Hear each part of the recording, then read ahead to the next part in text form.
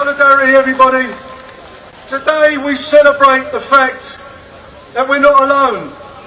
We're not individuals. We're part of a movement that has spread back over generations in this country. From Tolpuddle to the suffragettes, from Peterloo to the Chartists to the early trade unionists, with the miners' strike and the general strike and all the battles that have been in between. We've marched together, and people that have marched with us over the years are now gone. And we're part of an international movement. We're part of an international movement that says we're not alone and the world can be a better place. We can dream here today together in the sun that we don't have to be in a situation where people's living standards are worse than they were 40 years ago. When the trade union movement, which once stood at more than 13 million people, now stands at 6. Where we have better protections at work, better houses to live in and better public services. We're part of a movement that can do something about it. And so over the next period, we have got to come together once again, because unless we achieve sectoral collective bargaining and the right to take solidarity strike action in defence of one another, we risk becoming a memory, a footnote in history.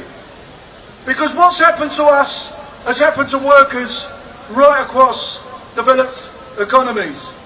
We've had 40 years of the market ruling over our lives. We've had 40 years of neoliberalism and globalisation. And that's given us wars right across the world. It's taken away all of our industry and offshored it. It's sold off all of our national assets and our national wealth. It outsourced what we had left.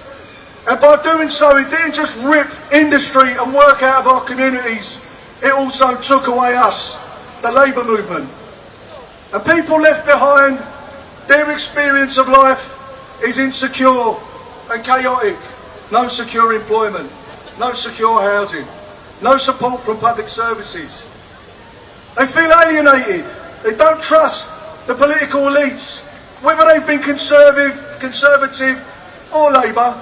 They've followed the same economic policies that have seen us impoverished. So it's no wonder they're angry. They're alienated, but it wasn't the populist right that created that chaos and alienation, but it's them who are capitalising on it.